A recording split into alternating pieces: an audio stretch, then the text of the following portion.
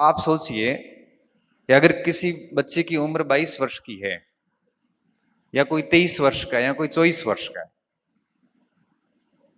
तो उसके पास अब बहुत बड़ा जीवन शेष नहीं है। पढ़ाई के लिए उसके पास महज 4-5 साल ही है, और 4 या 5 वर्ष ही आपके पास में शेष है। आप ये मत समझना कि बहुत मौके पड़े हैं, बहुत अवसर पड़े हैं। और राजस्थान सरकार की जो वैकेंसीज है, और आपको पता है एक राउंड पूरा होने में 3 से 4 साल लग जाते हैं। मतलब आपकी एक गलती आपको सीधे 6 साल पीछे कर देती है।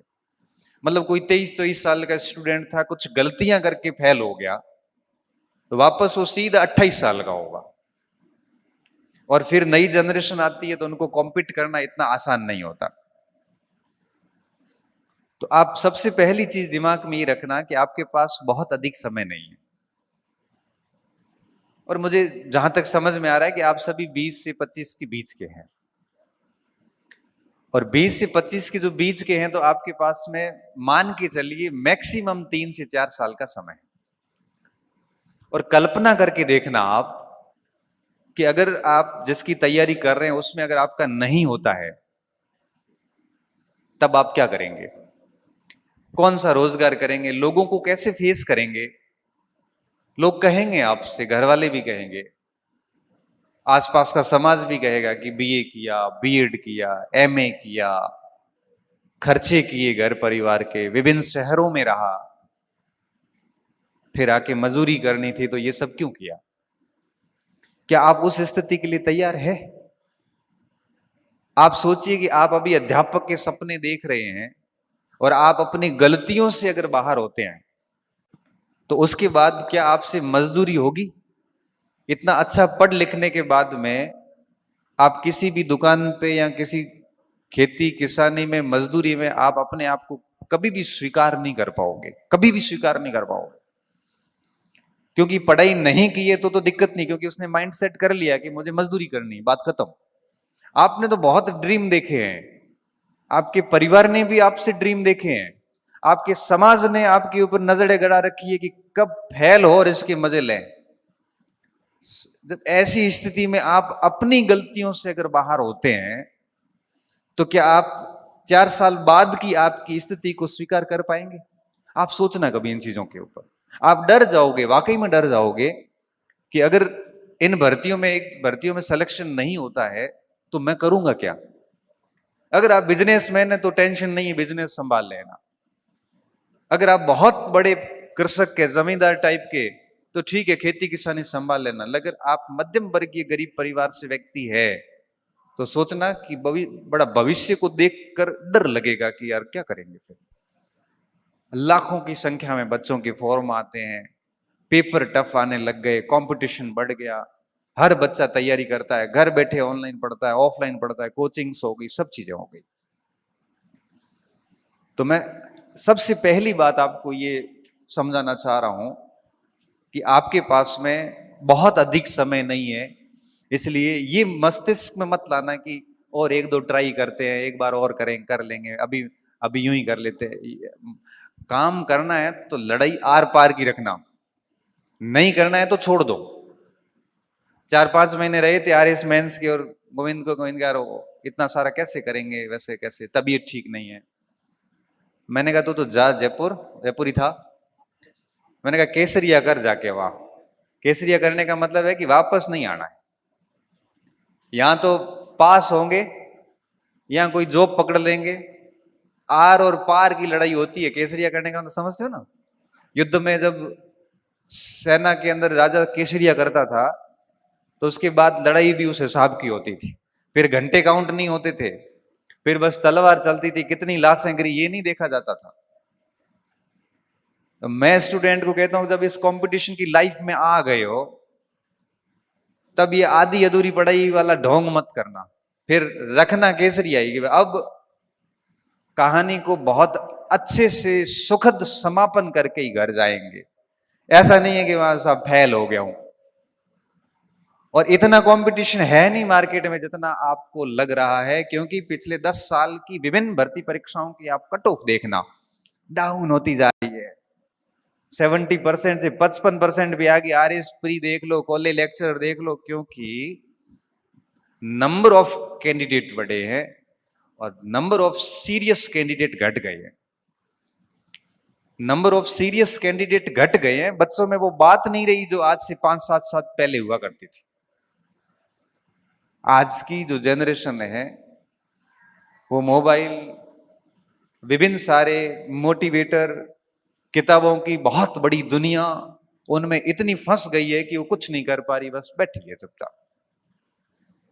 तो आपको इस चीज को लेके भी डरना नहीं है कि बहुत स्टूडेंट है, कोई फर्क नहीं पड़ता। मैं कहता हूं कि 2 साल में, अभी आपको बताऊंगा कैसे करना है। कोई स्टूडेंट 2 साल अगर अपने जीवन का 2 साल तरीके से दे देता है तो भैया पोस्ट भले 2 हो या 3 हो, अपना काम कर जाता है। बाकी तो सब बहाने हैं कि सीटें बहुत कम है, फॉर्म बहुत ज्यादा है। भाई मैं तो ये कहता हूं कि सीटें कम है, फॉर्म ज्यादा है, आप 70% नंबर लाके तो देखिए, बाकी बातें छोड़ो। तो मेरे को तो 70% नहीं आ रहे हैं, तो तेरे को नहीं आ रहे तो भाई गलती तेरी है ना, दुनिया को क्यों दोष दे रहा है। अभी फर्स्ट ग्रेड में पोस्ट कम आई तो कुछ बच्चे आए, सर सीट तो नहीं है। मैंने कहा सीट छोड़, अपन दूसरी बात करते हैं। मैंने कहा तू मुझे फर्स्ट ग्रेड की मार्कशीट में 290 नंबर ला के देगा? तो कहे हाँ सर, तो मैं सिलेक्शन ला के दूंगा, सीट भूल जा। थोड़ी देर में बोला साहब 290 थोड़ा आ जाए, 290 थोड़े मुश्किल है। हाँ थोड़ी मुश्किल है तो मजा कर, सिलेक्शन होना नहीं। सिलेक्शन भी चाहिए और नंबर भी नहीं आएंगे। क्यों नहीं आएंगे? मेरे 335 थे। मैंने कहा तेरे को तो 290 का ही तो कह रहा हूं, बहुत 390 थोड़ी कह रहा हूं। हाँ 290 कितने परसेंट होते हैं? 70% भी नहीं है। मैंने कहा 290 65% नंबर है। जब आप फर्स्ट ग्रेड के पेपर में 65% नंबर नहीं ला सकते तो क्यों राजपत्रित अधिकारी बनने का दावा कर रहे हो भाई? गलती किसकी है? गलती आपकी है।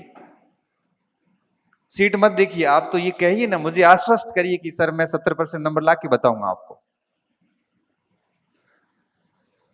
इसलिए मैं कहता हूं कि आपके पास बहुत लिमिटेड टाइम है। ये बात दिमाग में बिठा देना कि आपके पास 10-20 साल नहीं है, महज 3 से 4 साल है। और एक व्यक्ति 2 साल में अपना जीवन सेट कर सकता है। आगे 50 साल की जो लाइफ है ना, वो बड़ी प्रतिष्ठित लाइफ है। बेरोजगारी अपने आप में एक अभिशाप है। व्यक्ति अपना बिना कोई अपराध किए हुए भी मुंह छुपाता है, बिना कोई गलती किए हुए भी 4 लोगों से सुनता है। तो इन 4 साल में इस कलंक को खत्म कीजिए, पहली बात तो ये। दूसरी बात, अब 4 साल का समय है आपके पास में। और एक और बात बताऊं, आप ये भी मत समझना कि हर दिन समान होता है। आज आपके पास में अवसर है, हो सकता है 2 साल बाद में नहीं होगा। कई बार क्या होता है कि हमारे पीछे जो सपोर्ट सिस्टम होता है वो टूट जाता है कई बार, और इतना अचानक से होता है क्योंकि इस पृथ्वी पे जो भी आया है उसको जाना है। और कई बार ऐसा होता है कि हमें पीछे फंड देने वाला व्यक्ति चला जाता है, और ऐसी स्थिति आती है कि महानगर छोड़ के ढाणी में आना पड़ता है। तो अवसर मिला है तो इसको बहुत तरीके से भुनाना, इसके साथ में मजाक मत करना। हर दिन को चैलेंज लेना कि आज का दिन कितना बढ़िया तरीके से काम किया। हर दिन सोते वक्त सोचना कि क्या मैं वो सब कर पा रहा हूं जो उम्मीदें लेके मैं शहर आया था। क्योंकि भटकाओ का दौर है। किताब बेचने वाला किताब बेच के भटकाएगा, गाइड बेचने वाला गाइड बेच के भटकाएगा, online course, offline course, coaching, ये सब अपना प्रचार करेंगे, टेस्ट सीरीज वाला अपना प्रचार करेंगे, सब अपना अपना करते। ये मार्केट है। समझदार किसको होना पड़ेगा? समझदार सिर्फ आपको होना पड़ेगा कि भटकना नहीं, अपने को लिमिटेड चुनना है कि ये करना है, बात खत्म। जो कि मैं इस खुद मार्केट में हूं, ऑनलाइन कोर्स मैं भी देता हूं, कोचिंग भी चलाता हूं, टेस्ट सीरीज भी है, लेकिन फिर भी बच्चों को कहता हूं कि लॉजिकल होइए, समझदार होकर डिसीजन लीजिए और काम कीजिए, तब जाके आप अपने समय का सदुपयोग कर पाओगे। अब जो मैं आपको कह रहा था ना कि भाई 2 वर्ष में कैसे कुछ किया जा सकता है, तो इस हेतु बहुत अधिक चुनौतियां नहीं है, सिर्फ 4-5 चीजें करनी होती है। सबसे